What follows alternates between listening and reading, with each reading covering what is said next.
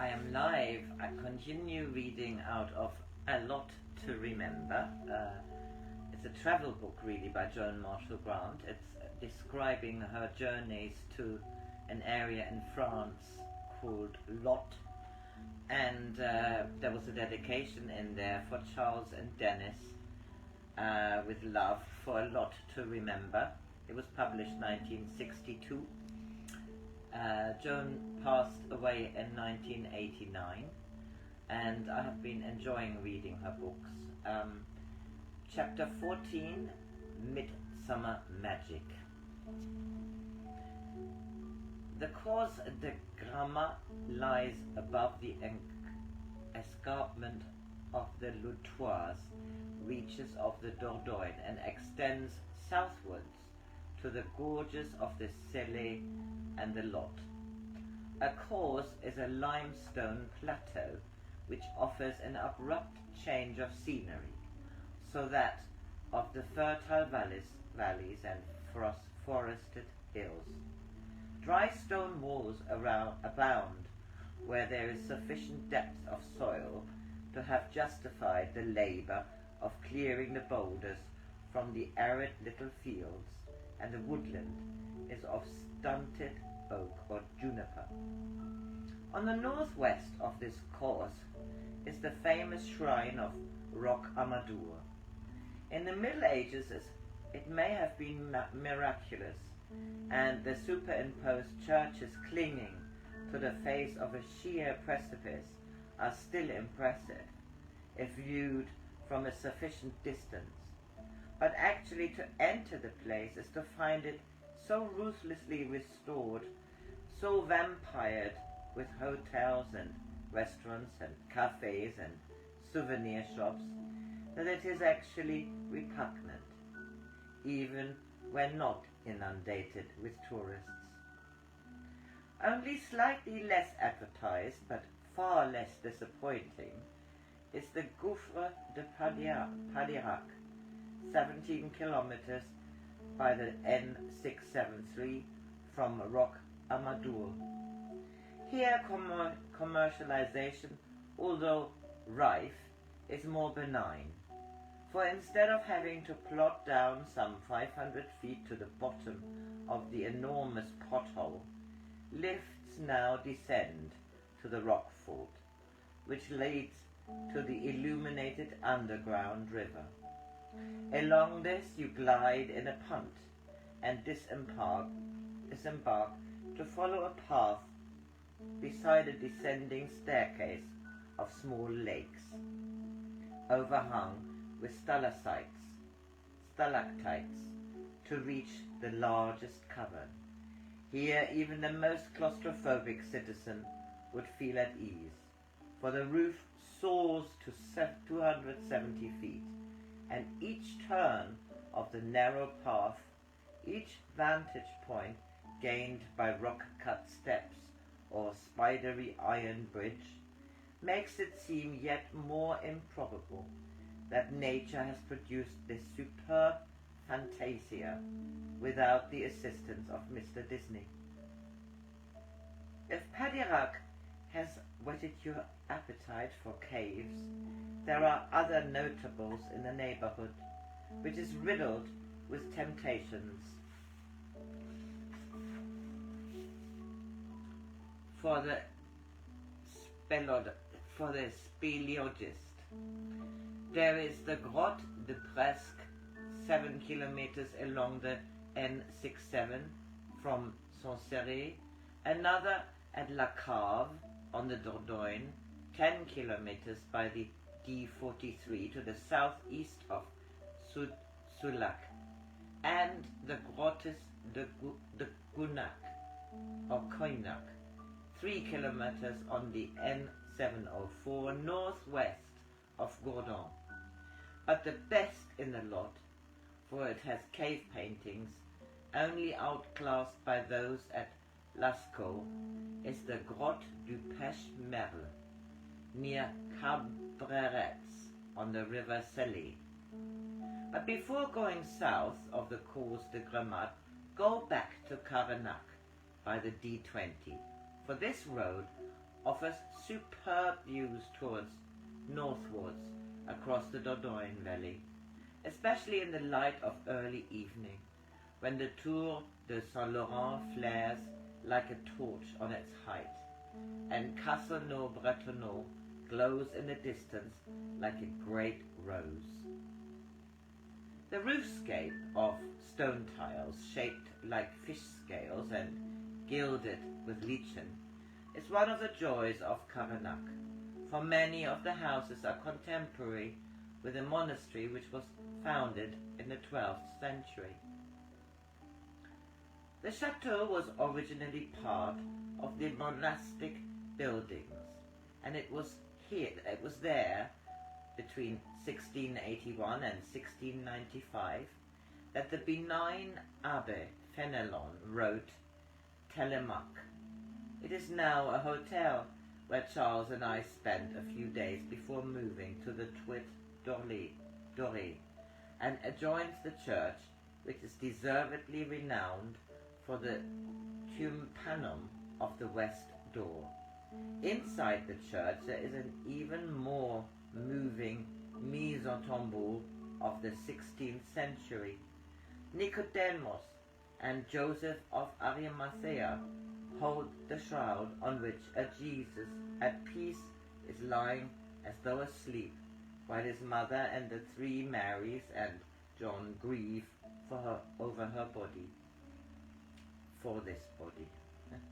On Sunday, the 24th of June 1956, I spent most of the day proof correcting in the garden of the Hotel du Château, which I mentioned only because anyone who has corrected proof knows that this niggling job is in no way conducive to an awareness of ghosts. About 6 o'clock I felt a sudden urge to go to the church, which I had briefly visited the day before, but only as a dutiful tourist. I resisted the impulse, for my inclination was to finish the proofs, stick them in an envelope, have a drink, and look forward to dinner. However, the illogical urge persisted. I went to look for Charles and found him asleep. Such an unusual daytime occurrence that I tiptoed out of the room and tried to engross myself on the terrace in a detective story.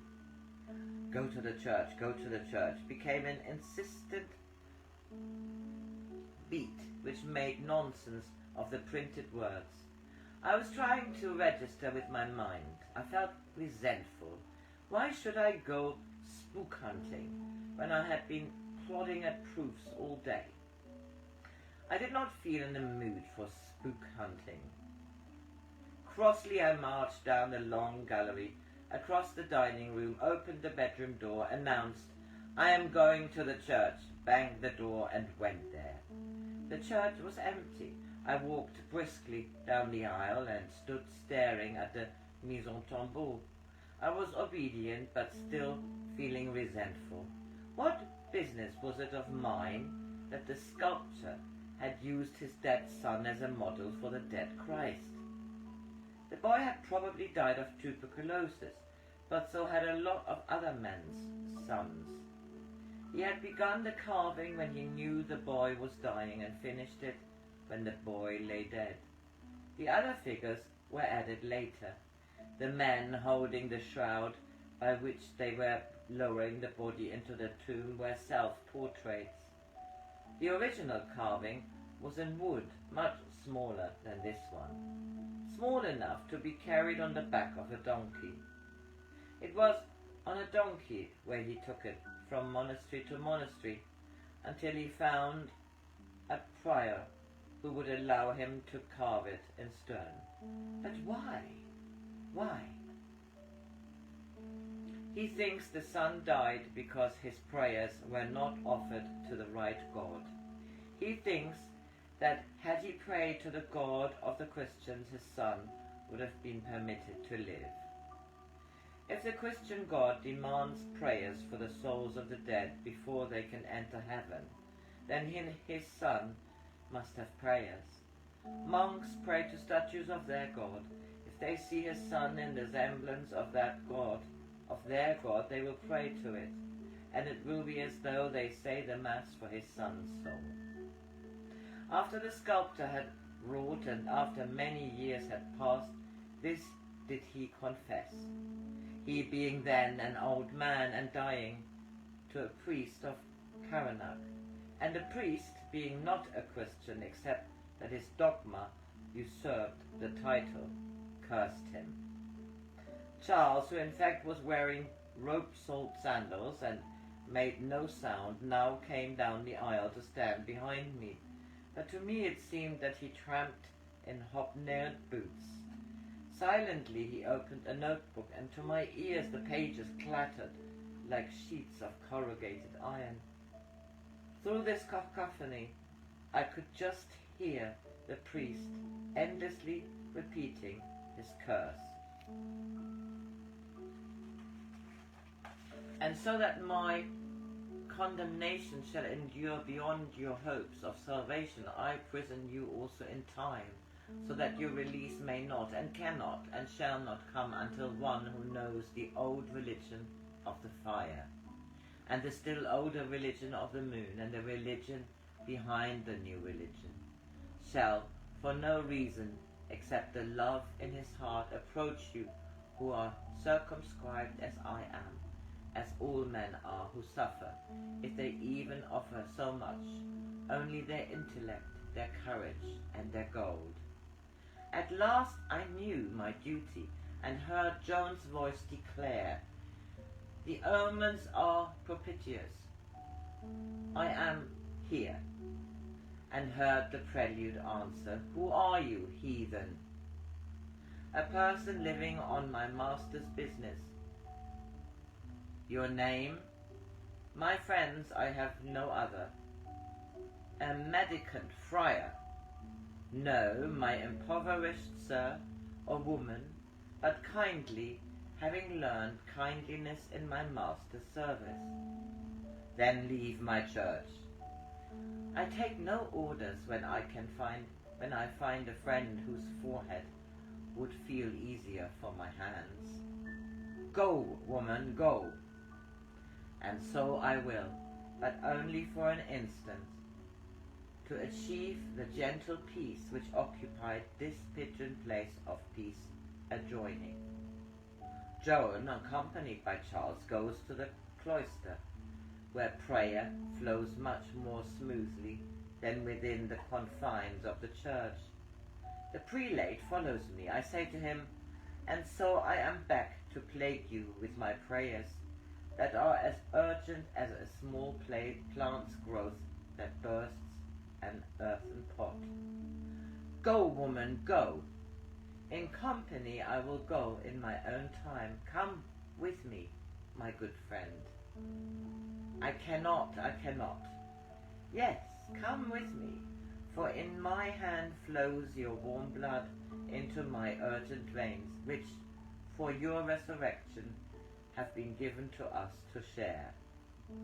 The prelate must now have seen me as the sculptor whom he cursed, for it was, as always, the one who curses and not the one who is cursed who is imprisoned. For he hurls at me, "He is not Christ, but your son." How else has man or woman since this earth began seen God, save in their likeness of their love? What else is God? What else is our Christ, unless the emblem he monstrously distorted, save that we see in him our dearest love more clearly than aforetime? But I'm dead as my wood and stone and wit and brain. No, sir, you boast. Your forehead pulses with blood under my hands. The skin is warm, your flesh as warm as mine. Rise up and come with me into the air, and love and laugh, and seek the place of friends, and there find Christ. And I will take your sorrow and your fear, and throw them like bright birds into the into the air. Why should I do so? In gratitude that you have known some sweet magic? Bless you, my love, and with you from this life take only your most excellent nobility, and leave the rest as rust on an iron altar, a stone that splits, as wood that ants can kill. But to you in this moment, when our hearts are one with God, feeling but love for each other, I say to you now, go free in peace, in love, in God, whose symbol of love is Christ. In the garden after dinner, watching the full moon rise through the branches of a catalpa tree to flood the river with light, Charles said contentedly, I knew you were on the beam the moment you declaimed, the omens are propitious. That is the only bit which I still don't understand. What omens? The coincidence of the major Christian and pagan festivals. Today is the feast of St. John, the day of St. John's fires, which were originally the Beltane fires of the Midsummer Festival of the old religion, a term which embraces any religion system prior to the Christian dogma. A sphere expanding from its center was their symbol of spiritual evolution. Hence the sun at noonday or the full moon were their symbols of worship. He paused to look long at the full moon and then said, I regret there are no facilities here for lightening a ritual fire, as we used to do, even though the job for which we were sent here has already been done. The moon was now so bright that we could see the folded hills on the far side of the valley. Suddenly a crest was pricked with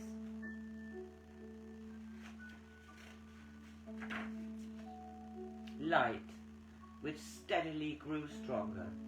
It's increasing too fast to be a house burning, exclaimed Charles. I wonder. Yes, they are lighting the midsummer fires. Look, there is another one, and another, and as we watched, the beaconed heights became an altar to the company of the gods. And there are some lovely pictures here. And here, I have no idea if you can see it. Chapter 15 is Fortress Without Foes. Today is the 30th of October.